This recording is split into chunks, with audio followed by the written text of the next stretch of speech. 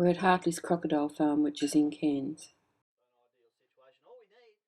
That's fantastic. What kind of a bird is it? It's a heron. A heron? It is indeed called a rufous night heron. Oh, right. History on crocodile's life revolves around the weather. They are reptiles.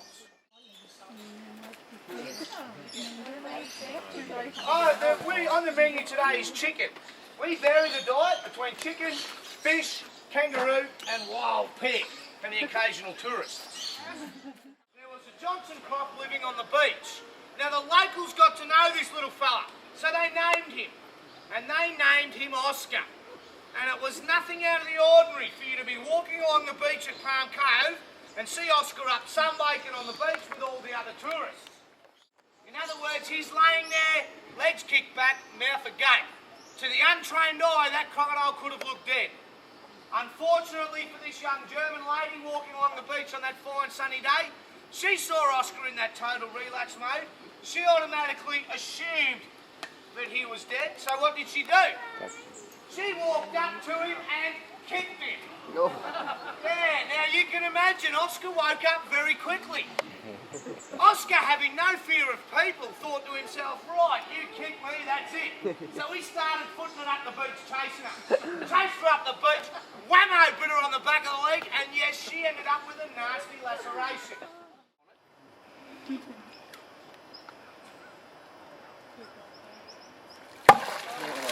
Do you hear that popping noise?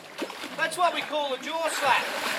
That's 2 to 3 tonne of closing pressure in those jaws.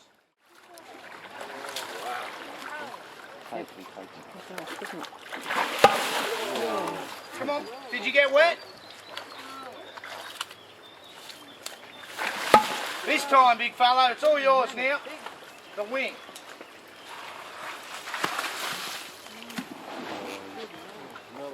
Good boy. Oh, listen to her. Hardly known for table manners. No. He does look a lot bigger up on land than what he did in the water, eh? Certainly does.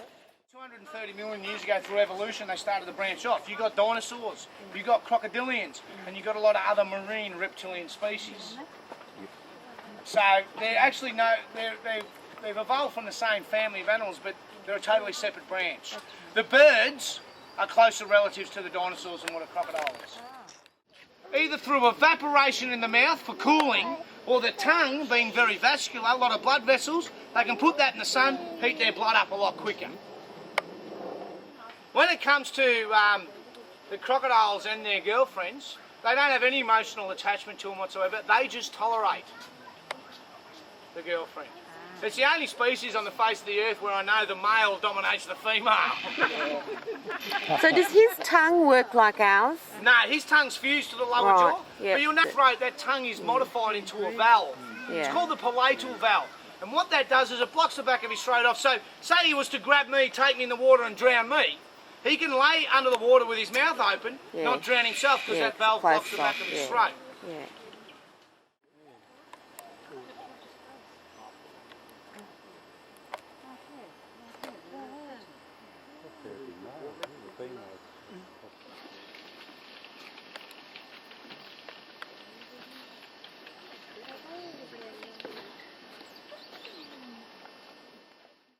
It's the 3rd of June and we're just packing up to leave Alan's place. We camped in cousin Alan Gardner's front yard while we explored Cairns. There's the barbecue. Cooks up a mean steak. Here's Alan's bar. Who needs a house? It's all here. A rainbird made its nest on a snake skin that Alan happened to have hanging up next to his crocodile skin he just happened to. One mango tree. Boy, would I have fun with that. I don't know how I'd pick them, but I sure enjoy eating them. Cardwell, which is just around the corner from Alan's place. And there's a huge mansion. Could be a volcano, couldn't it? We're driving through Gordonvale now, which is Alan's nearest town. Pretty. It's a shame it gets so hot this summer. Otherwise it'd be certainly a dream place to live in. And there's our pyramid again. This magnificent cascade is part of Bobinda Creek.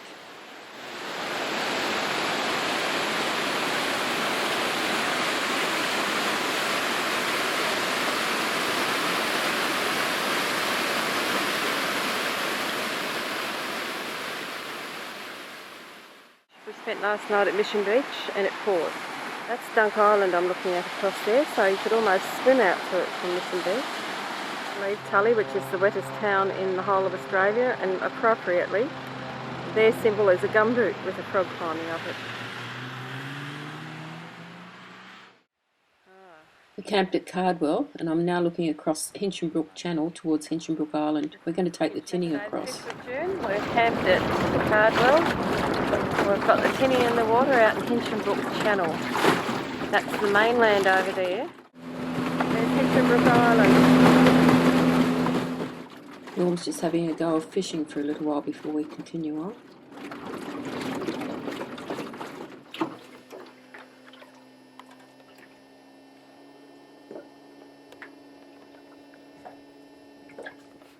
Set foot on Hinchenbrook Island, isn't it magic? We found a little sandy beach, most of it's mangroves. There's our boat. I've just found the most fantastic coconut tree with a catcher to stop bopping people on the head. Isn't it amazing? This is a sugar pier, sugar loading pier, and it goes out, this is at Lucinda, goes out for 5 point something or other kilometres out to sea. And it just keeps going and going. The sugar goes along there, right out to sea to get loaded, where that boom is, I imagine, right out the end. We're up on Castle Hill at Townsville, giving us a great view towards Rose Bay, and our caravan park's in that area as well. Looking across towards Magnetic Island, from Townsville. That's the main city area that I'm looking at now. We're visiting the aquarium in Townsville, and this is a soft coral that I'm looking at. This is a coral pond. As the limestone deposits grow, Not going to come up now. the sailors applaud such a fortress. It's a big fan.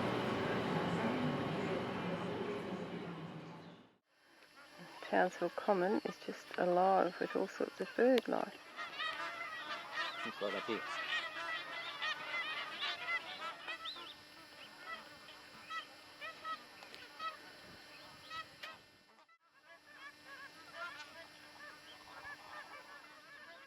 This is a view of Townsville from Pallarenda, which is a suburb. And we've just stopped for lunch at Bowen, at one of the lovely beaches at Bowen. It's beautiful. Perfect day. Just come around to Horseshoe Bay and looking around, I think, to Rose Bay, which is just to my right. Horseshoe Bay at Bowen. This is Bowen, the township. We're taking a snorkelling cruise into the Whitsundays out of Airlie. This is Whitehaven.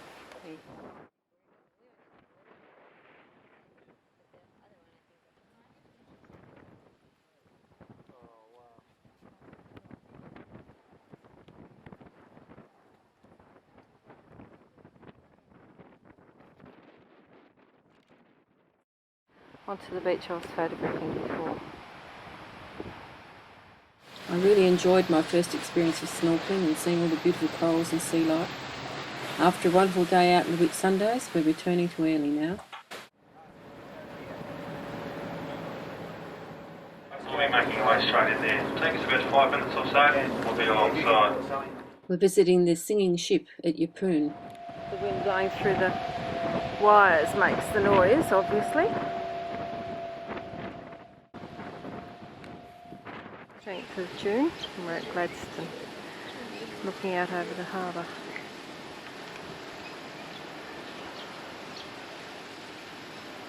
It's the 13th of June and we've camped beside Agnes Waters Beach. This is the beach. Out to Dad and Dave country, and this is the pub that says Dad and Dave, home of Dad and Dave. In Nobby. And still that's pubs up the road. These really lovely pictures are on the front of the building here.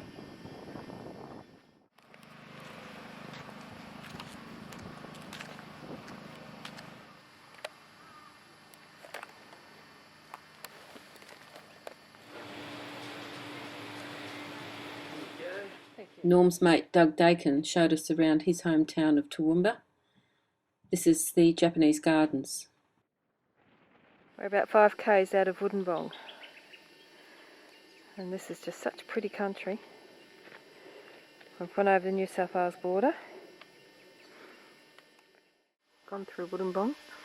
And we're having lunch on Norm's birthday. And this is how we do it. We do it tough. This rock at the back here is Edinburgh Castle. That's the name of it. The 18th of June, and we're at Wooli. We're camped in the most magic place. There's our boat. We've been out on it for a little while. That's a beautiful photo. Isn't that beautiful? Wooli, the beach. There's a guy over there worming. See all those tide tracks on the beach? The really deep ones, they're ours. I'm not allowed to tell you the story. We're just taking a boat for a quick run out to the water. Caravan park.